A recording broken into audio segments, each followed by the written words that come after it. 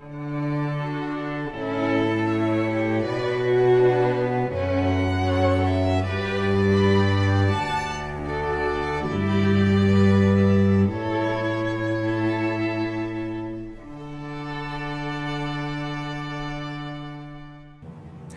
you for tuning in to Next Big Thing. I'm your host, Attila Saras, and on Next Big Thing, this Think Tech show tries to focus on people doing interesting and important things out in the community and giving them a place to share it with the world. So thank you so much for tuning in, and thank you for tuning in every Friday from 4 to 4:50 Hawaii Standard Time when we bring in a Next Big Thing guest. On this show, we have Rei-Chung Fujihara. He's here to talk about the next Pre-Accelerator program. It's a program that's like a pre-accelerator. So if you have a great idea, they can help you get launched into an accelerator, which can then eventually launch you into the next big Facebook, right? Is that the idea, Rei-Chung? Next big thing. All right. Well, thanks for coming into the show. I really appreciate you coming by today. Thank you for having me. So, tell me a little bit about Next. I know there's some deadlines coming up. Why don't you start with that? Yeah, sure. So, so Next is a program that's 5 weeks, and we basically go in and we teach customer development. The program is run simultaneously all over the world, and we're running the camp. Myself and Alline are running the camp here in Oahu, and we're pretty stoked to do it. We did the last camp with Shanoa Farnsworth was the leader of the camp, and that was at Blue Startups. So then this one's going to be hosted at Box Jelly. Okay, and so can you tell me a little bit about what happened last time and what you expect this time and how it's going to be different? Yeah, so it's basically last time we had a different group of people, and we've been running another thing called Jump School. I'll get into a little bit later, but I think the questions, I guess not questions, but the mentoring, more like it, is going to be a little different style. Lini's pretty amazing. She's been doing it for a while now. She was, learning from Eric Ries before the Lean Startup, years before the Lean Startup book came out. Last year, she did over 1,000 customer interviews. So she's read like every single book there is, like literally, on Lean Startup. So she's an enthusiast and a developer herself. And we really just got to go in there and dig in and help people, find out, what will scale and what their customers want. The reason behind that is basically so you can get to the point where you get funding. And we have some partnerships with both Blue as well as Bloom, who are like looking at the companies that we have coming out. So there's a good chance that you might be able to get some kind of traction if you do well. So how many companies went into this pre-accelerator last year? Last year, it's maybe about 8 companies. Oh, okay. Yeah, so maybe about 8 companies. A pretty wide variety of different things. And this time around we'll probably expect the same amount. And we have some very strong applications that we're pretty stoked about. So I think for those of you who are interested in getting in and digging in and building your business, you'll have a strong cohort to be with. Yeah. All right, so it's a good thing to start with. Now, what happened to those 8 companies? Did they go on to Blue Startups or? Yeah, so those 8 companies, let me think. None of them went into Blue Startups. I ran into another one recently, and they're still building a product.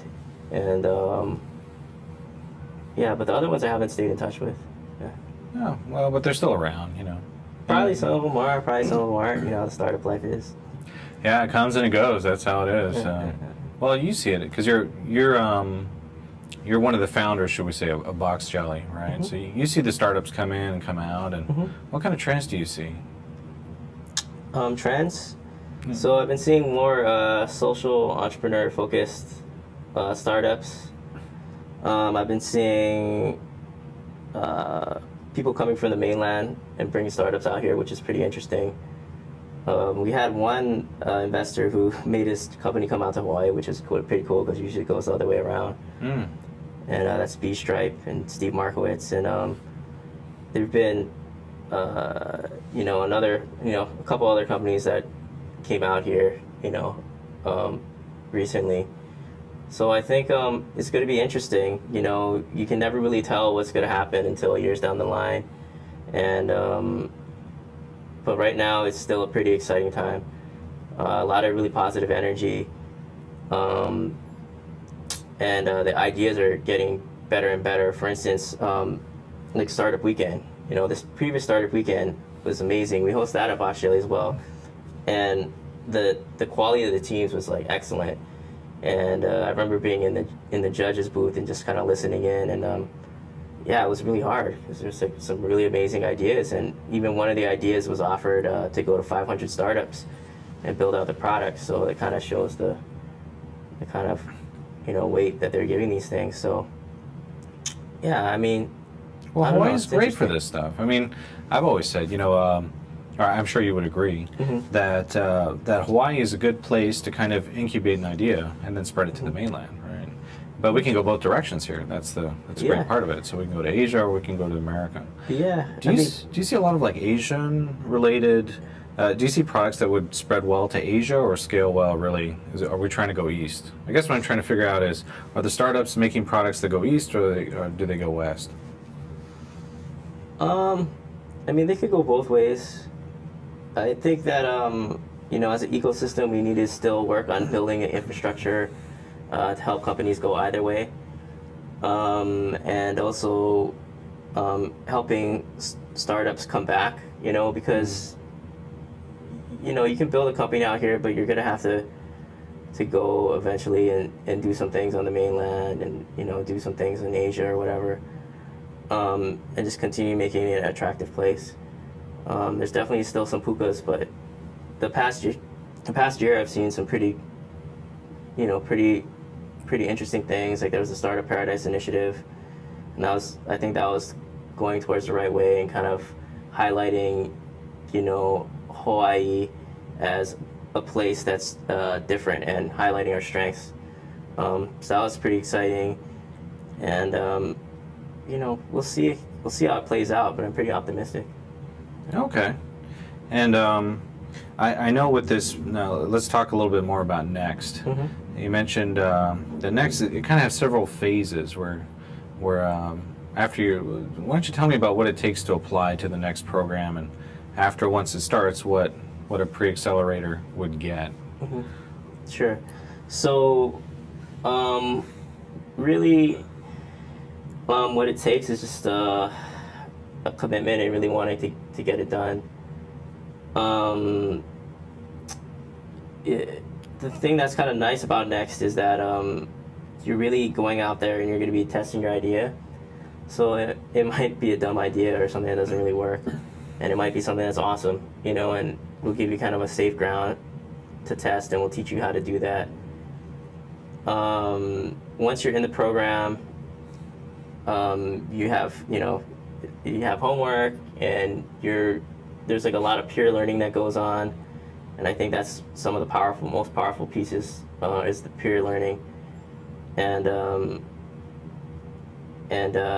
I've just seen we've been running a similar program the past few months called Jump School, which is built off the Next, kind of like the framework that we use for Next, and just watching how the companies start helping each other out and teaching each other, and it's been pretty amazing. I've seen some things. Jump School. Yeah. That sounds interesting. How's that work? Yeah, so Jump School is also a program to help companies get product market fit, basically helping companies get to the point where their customers like need what they have. And we've been running it for a couple months now. We've had some pretty amazing companies get some good traction, and we really, really, dive into what's important,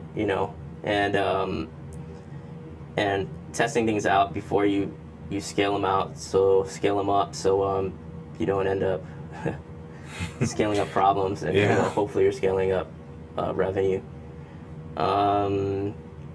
Yes, yeah. So it's pretty interesting. There's like a roadmap that you go through, and it's kind of hard for me to just spit it out on the freestyle, but it's very.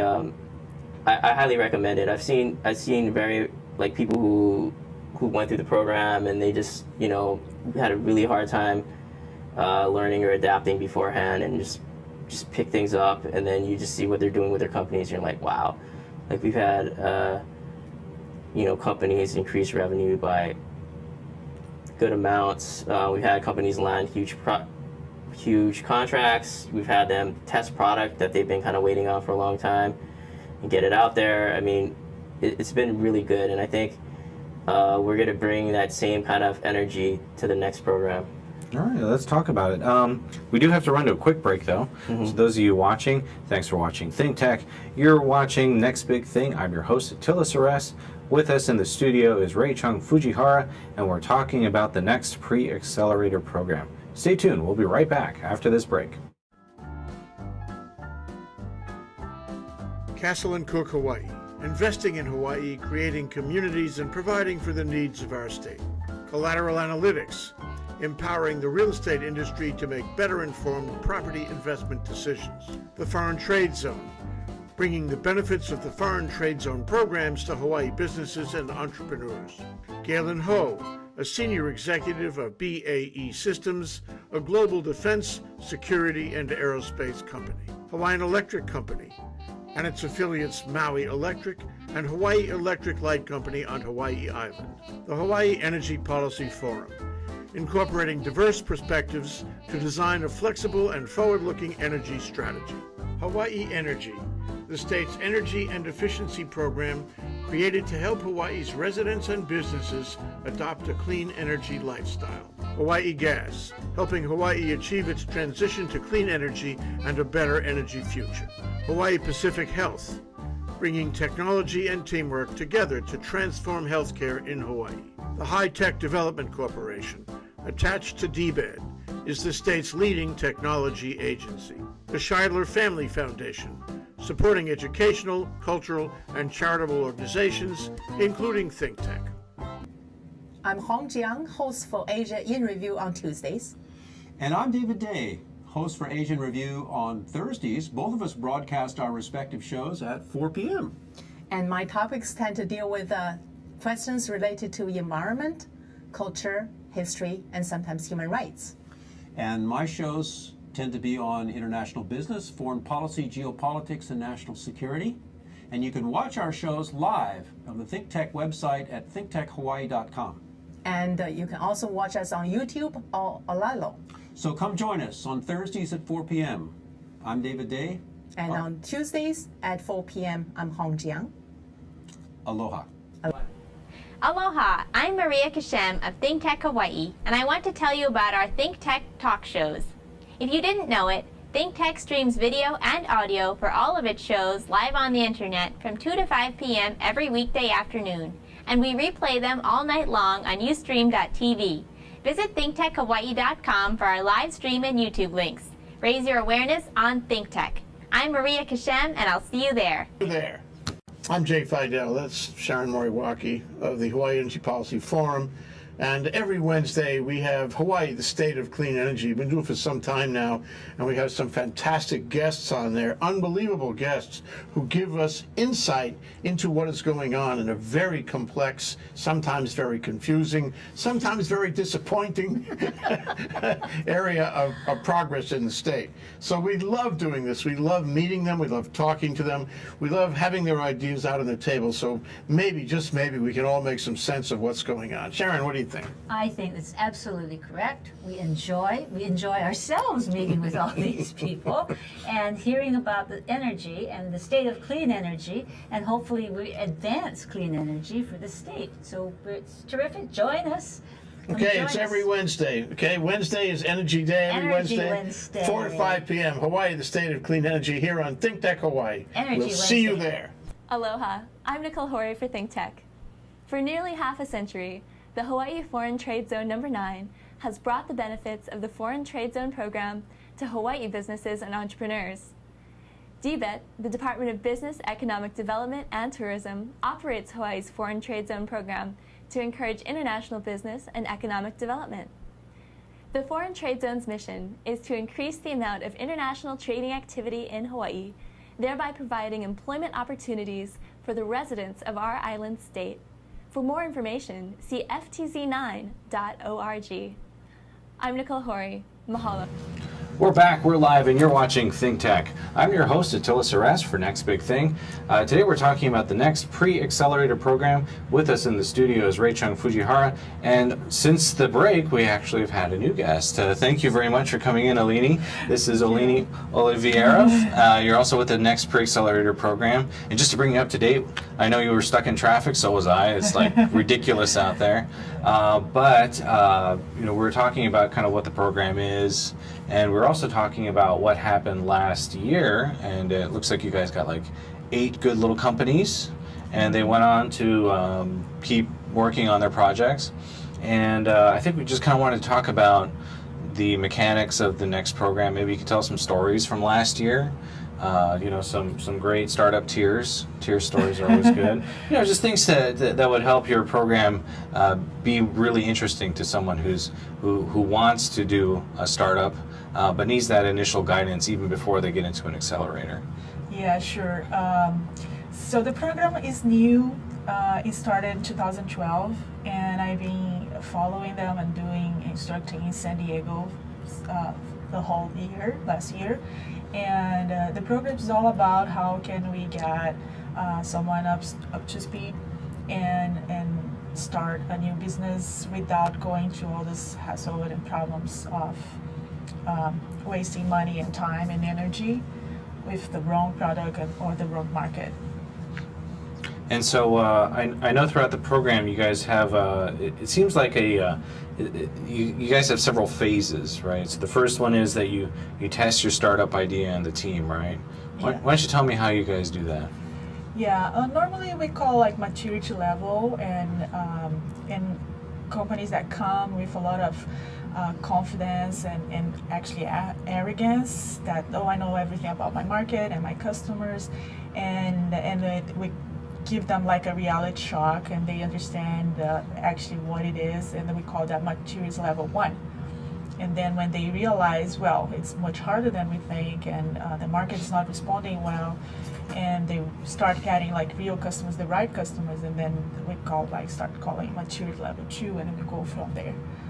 So they got like it's like Mario Brothers. You gotta move it's from like a video game. level 1 to level 2. Yeah, up to level 5 when you have what we call product market fit, that you were good to go to scale, to get funded, to getting like inside an accelerator, and to get help without waste the money that you're going to receive. And that comes with mentorship, right? So tell me about some of your mentors. We have great mentors this month in Honolulu, and some of them actually are outside, or my friends that I'm bringing from different countries. So some products we have are international products, so they will benefit from this experience from mentors outside of US. We have like some superstar mentors that like producing videos on this area, and I'm bringing them. They are my friends, and a lot of local mentors too, like the best we could get. And so then that's where you're growing your network of startup experts, right? Yes, exactly. And then what's the first look forum? Why don't you tell me all about that? It sounds like a big party. The first what? The first, the next first look forum. I'm guessing that happens at the end when everyone showcases their products. Yeah, but actually the best part is the classes being the group, and we call a flip side classroom where there is no instructors and PowerPoint and talking. It's all about the teams presenting and receiving honest and like very brutal feedback, and they are always in action. The teams are always in action, and we are just there to coordinate and to respond back. And at the end, they all present all their learnings. We only care about what you learn. We don't care about what you think you have, what you think you are. We only care about what you've been learning during the process. And after they present at the end of the program. The top ones, like the really best ones, are going to present national-wide in September. And where is that held? That will be New York. Yes, New York. Oh, I see. So it goes at a local level first, Yeah. and then those that show the most amount of improvement or learning, right? Yes. Next is a worldwide program. It's probably going to happen in around 50 cities at the same time this semester. So it's a big thing. And typically, those who apply there, are they high schoolers, college students? Is it all ages? To apply for the next program is more startups that already starting a team, that already have something, that will try and fail in the market before, or someone that just had an idea but have a strong desire to build it and have time and can commit. Those are the one that most apply to us. So it's not really age specific. Not really. So what's the youngest person and what's the oldest person you've had in startups? This semester is very diverse. We have a 20 years old kid and he's amazing, and we have some old guys, a few women, but we need more women. All right, women startups. Yes, of course. Yes, we try to promote as much as we can women in entrepreneurship. Well, how about you, Ray Chung? What's your impression of the program, and why do you feel that you need to be a part of this?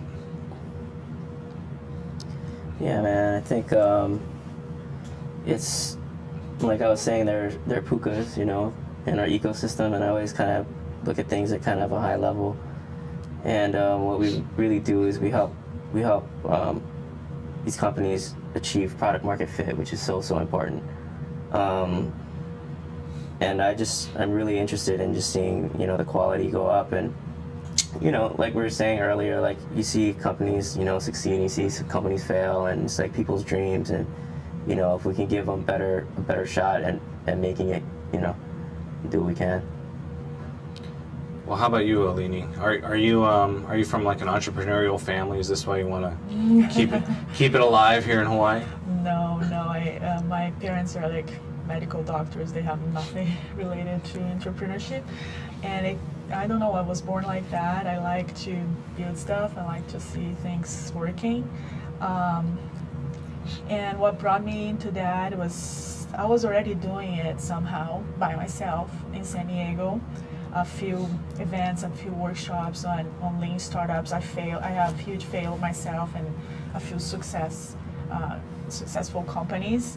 So I start sharing my experience, and people somehow related to it. Like it's like, oh my God, that actually happened to me too. Oh, it's like, yeah, and somehow they like what I share, and I start blogging about it, and they start liking, and at some point they start, no, I can't pay for that. I don't have time. No, I want to pay you to consult, for you to guide me. And it's like, okay, so I start working, and then when they have idea for the next program from Startup Weekend group, we already involved on Startup Weekend, so it was naturally like organic. We got with them in the group and start doing the next program ourselves. And so, did you have to go through an approval process just to make sure that you would? We had back then in 2012. There was a few meetings with Steve Blank himself, and he was responsible to approve us or say, you guys are good enough to the program to just have the quality of the program at a certain level, but not anymore. Somehow now it comes organically from the community. Who is already doing that in the community probably will go straight to as an ex-organizer or instructor or facilitator. Cool. Well, before we end, is there a website or email or contact info you want to tell our cameras for people who are watching who might be interested in applying to the next program? swnext.co. startupweekendnext.co. swnext.co. And that's the website to go to for Startup Weekend. It's coming up. The deadline is what, March 12th, I believe, right? Yeah, we start March 12th, so hurry up. So get your applications in. Get your applications in. Well, thank you guys so much for joining us in the studio.